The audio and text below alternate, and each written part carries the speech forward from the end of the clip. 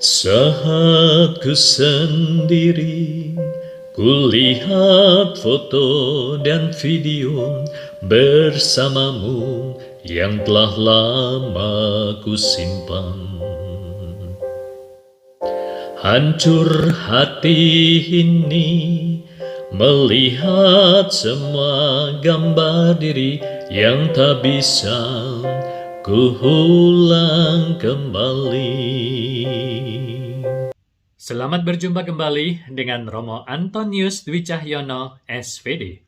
Terima kasih untuk Anda yang terus mendukung pewartaan Sabda Tuhan dan juga membagikannya kepada yang lain. Bagaimana kabar Anda? Semoga Anda semua, sobat-sobat Lumen, dalam keadaan sehat dan tetap semangat. Sobat Lumen yang terkasih, kita tentu saja tidak asing dengan kata kematian. Ada kematian yang wajar, artinya yang bersangkutan sudah lebih menyiapkan dirinya dan juga orang-orang di sekitarnya kurang lebih juga sudah siap. Namun, ada juga kematian yang tidak wajar atau kematian yang tiba-tiba, yang berarti bahwa orang yang bersangkutan tentu saja tidak siap dengan kematiannya. Demikian juga dengan orang-orang yang ada di sekitarnya juga akan mengalami keterkejutan. Oleh karena itu, kita perlu mempersiapkan diri di dalam kehidupan ini. Mari kita mendengarkan firman Tuhan dari Injil Suci menurut Santo Lukas. Ketika Yesus mengajar orang banyak, seorang dari orang banyak itu berkata kepada Yesus, "Guru, katakanlah kepada saudaraku supaya ia berbagi warisan dengan aku." Tetapi Yesus berkata kepadanya, "Saudara, siapakah yang telah mengangkat aku menjadi hakim atau pengantara atas kamu?" Katanya lagi kepada mereka, "Berjaga-jagalah dan waspadalah terhadap segala ketamakan. Sebab walaupun seorang berlimpah-limpah hartanya, hidupnya tidaklah tergantung daripada kekayaannya itu." Kemudian ia mengatakan kepada mereka suatu perumpamaan, katanya, "Ada seorang kaya, tanahnya berlimpah-limpah hasilnya. Ia bertanya dalam hatinya, apa yang harus aku perbuat, sebab aku tidak mempunyai tempat di mana aku dapat menyimpan hasil tanahku." Lalu katanya, "Inilah yang akan aku perbuat. Aku akan merombak lumbung-lumbungku dan aku akan mendirikan yang lebih besar dan aku akan menyimpan di dalamnya segala gandum dan barang-barangku. Sesudah itu, aku akan berkata kepada jiwaku, 'Jiwaku, ada padamu banyak barang tertimbun untuk bertahun-tahun lamanya. Beristirahatlah, makanlah, minumlah, dan bersenang-senanglah.' Tetapi firman Allah kepadanya, 'Hai engkau orang bodoh, pada malam ini juga jiwamu akan diambil daripadamu, dan apa yang telah kau sediakan untuk siapakah itu nanti?' Demikianlah jadinya dengan orang yang mengumpulkan harta bagi dirinya sendiri, jikalau ia tidak kaya di hadapan Allah." Demikianlah sabda Tuhan. Terpujilah Kristus.